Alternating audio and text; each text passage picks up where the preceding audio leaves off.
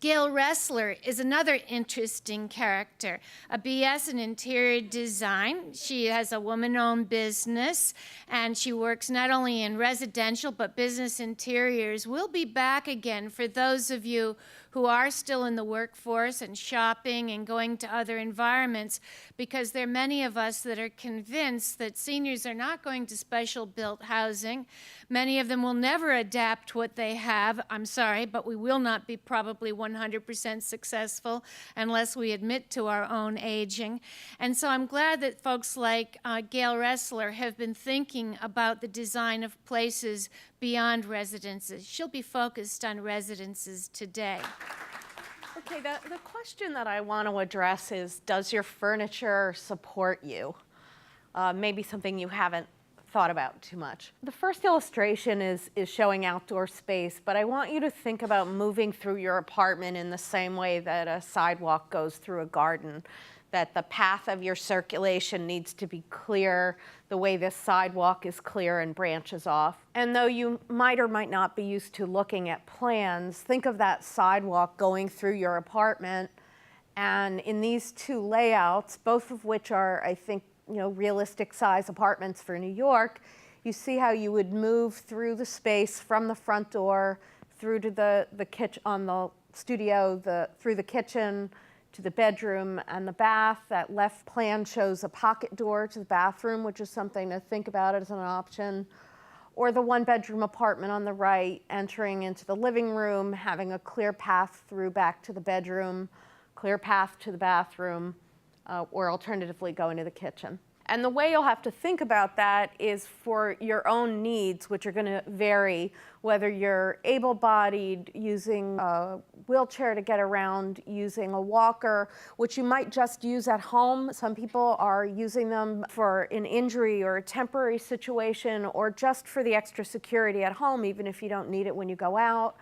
Or like the person on the right using a scooter to get around, because each will require a different width for their clear path. This is a common problem that we run into, which is just too much furniture. This room is really an adequate size for dining, but they've got 3 different side pieces, which, as you can see, would cause quite a problem for pulling out the chair and getting in to actually sit at the table. I suspect they really use this table more to lay out papers than for dining. So if your furniture isn't really serving the purpose that you wish, it's time to rethink that. Got clutter. If your spaces look like this, you probably are aware that you have a clutter problem. But I would also say that when we look carefully, most of us have it to some degree or another. If it's this bad, it's really impairing your activities of daily life and creating a hazard for you at home. Something that I wanted to introduce as an idea was repurposing the rooms that you have. So if, for example, you have a lovely dining room, but you no longer entertain or have 8 people at a meal in your home anymore, think about that space and how you might convert it to something else that would suit you. So for an older person who has a place to eat in their kitchen, perhaps that room wants to be converted to a guest room or a place for an aide, or maybe has a treadmill in it so you can be active at home and you don't really want to go down the street to the gym. On the right, you can see some stools that, while they're perfectly nice looking, those stools are on 3 legs and they swivel and they have no back. So if you recognize that as something that you have, you might want to consider parting with that and not putting yourself in such a hazardous situation. I also noticed on that slide, I don't know if you could see it from there, but they have a paper tack board behind the stovetop, which I thought, wow, I hope no one's really done that, but it made it all the way into a publication, so that was interesting. I think oftentimes people don't realize that there are some organizational solutions that are furniture-based, and by that I mean not necessarily built in. So if you're in a rental apartment, you can still do things like this. that utilize the vertical space in your apartment. So even if you live in a fairly small space, the closet on the right, for example, you can see they do have an opening there, but you can do that on a flat wall, and that has a curtain across it. So you might take a section of your bedroom and create a large closet. The only part of that system that connects to the wall is a rail at the top, which is perfectly doable in a rental. And on the left, that bed is a flip down, so that room could be multi-purpose, serving different purposes at night and day. Again, having the opportunity for overnight guests can be really important, and if you provide that in a comfortable and nice way, I would say you'd be more likely to have guests stay overnight if that's what you wish. And if you don't have a guest bed. In this, I just wanted to communicate that some people have different types of things they need to store.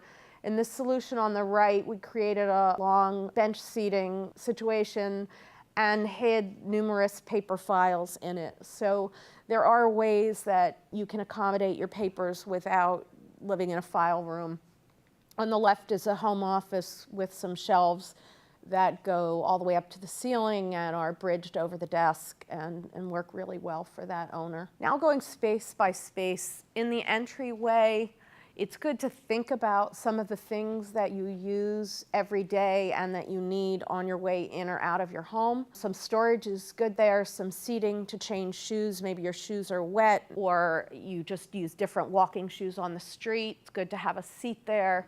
It's good to have your key drop so you're not searching around in frustration. I think people do tend to fall when they're rushing around and they're late.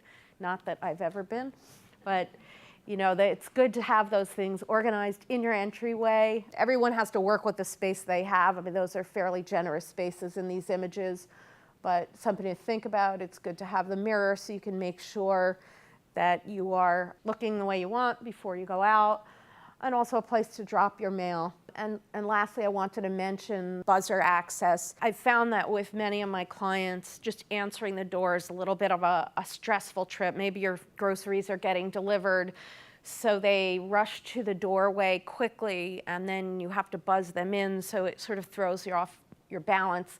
So you might think about putting a grab bar or stable piece of furniture there so you can anticipate that kind of situation and make it safe. In your living area, there are a few sort of standard items. Almost everyone has some kind of sofa.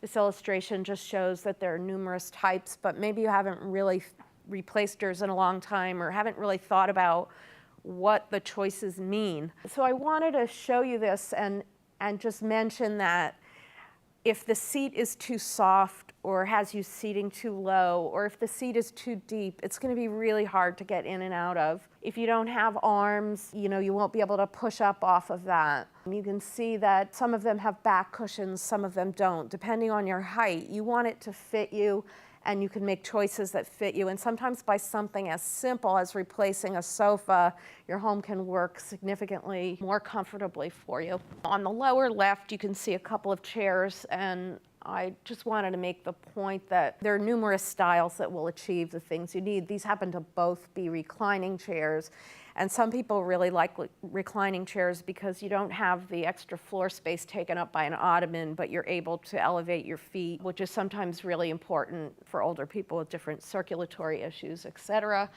And sometimes they work with a remote, not unlike what I'm using to change slides, so you just have to be able to push a button. The image on the right just shows you a flat screen TV, which some people think of as a luxury, but I want to raise the point that if you still have a large case TV, maybe it's on a cabinet or in a big closed cabinet, you can free up a significant amount of floor space by just getting a wall-hung TV.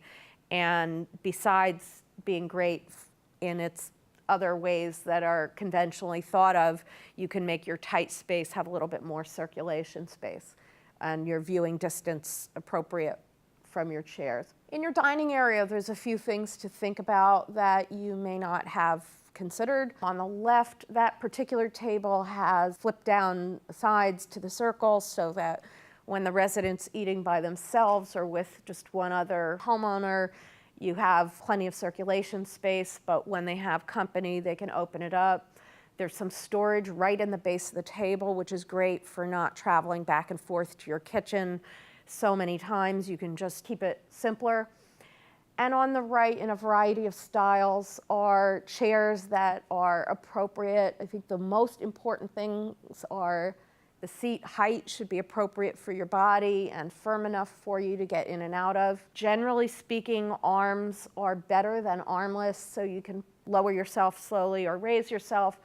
But also the top and the back of the chair are handy if you're walking around your dining room and you like to guide your way around, you can hold the back of a stable chair. I would also say that sometimes there's a situation where you have a large table that's very stable and you might not want arms because you could push up on the table itself and you can get in and out of an armless chair more easily. So you have to consider your own priorities, maybe if you have 4 chairs and you're getting new, get 2 armless and 2 armed. In the bedroom, again, things that people don't think about are that mattresses seem to be getting bigger and bigger and bigger. And that means that for a shorter person or a person who has difficulty climbing, the bed height may have gotten excessively high and it's difficult to get in and out of bed, or it's difficult because you can't sit on the bed and change your shoes, which you like to do. So there are a few solutions to that. There's, of course, new furniture and a different bed frame, but they also do things like there's a box spring that's a minimal dimension. So even though your mattress might be some crazy 14-inch height, the surface of the bed can be lowered. And on that left side, you see that there's a clear bedstand with a drawer and a lamp that you could reach from bed. So it's a really, really simple thing, but I'm surprised at how often people don't do those basic things. So that is something that I would highly recommend. And on the right is just a custom built-in so that there's a dressing area in that home with mirrors. There's a mirror on the right, and that resident can have everything together in one place. The left image shows a hamper bin with a seat over it, which is just a convenient thing to do in a number of different ways. But again, keep your trips back and forth to your dressing area to a minimum. If you can throw your soiled laundry right in the bin, that's all the better. And on the right, just a really kind of typical closet arrangement system. Again, that wall-mounted system, but here you see it all filled in real life. Things are at a comfortable height. Most people are not utilizing the single bar closet and filling it with dresses. It's really not the best fit. So having a low bar and a higher bar that are reachable for the shorter items that we have today.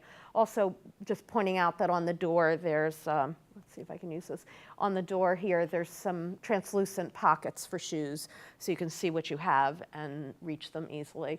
Just more options. Joelle already talked about rolling out, but I just want to emphasize that even if you're not redoing your kitchen, there are rollouts for recycling and lots of different sizes and styles. In the bathroom, we don't usually think about furniture, but sometimes, particularly in New York and certain neighborhoods, there are huge bathrooms. So think about whether it works to add a piece of furniture to organize your supplies. I mean, it's an area where it's particularly important to try to be safe and not have a lot of clutter, given that you have wet surfaces and bare feet and so on.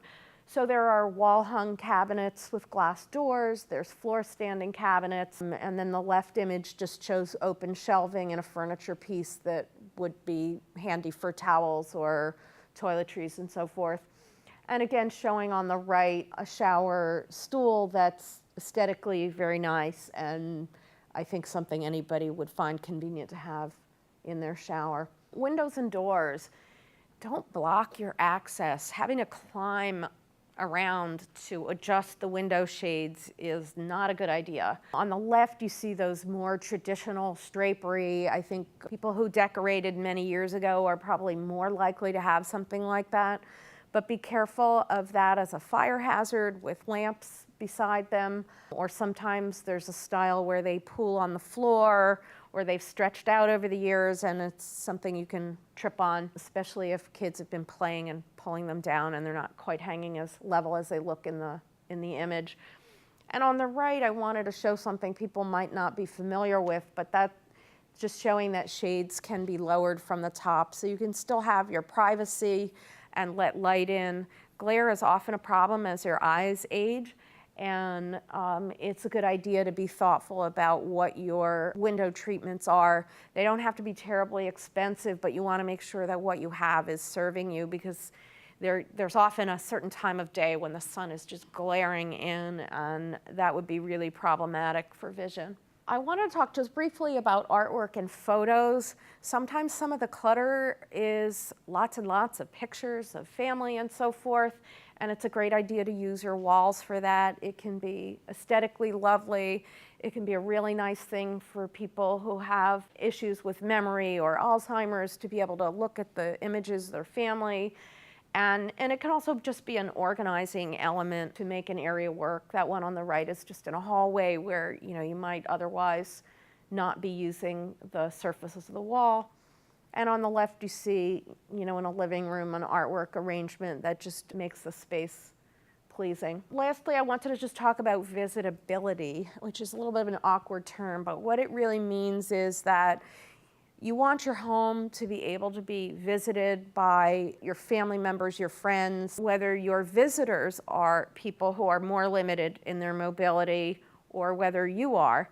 So try and think about some of the things that were presented in terms of that as well, because things like lever handles and so forth, if a guest is using your bathroom or a guest can't use your bathroom, you've just prevented them from visiting you. And since isolation is a common complaint about people aging at home, think about who you want to have in your home and what you might be able to do to make it more inviting for them. If there's kids or grandkids, something like as simple as a bassinet or a playpen might make it possible for somebody to visit and stay a couple of hours, where otherwise it's just impossible. So there's a broad interpretation of that visitability. And that's it for me.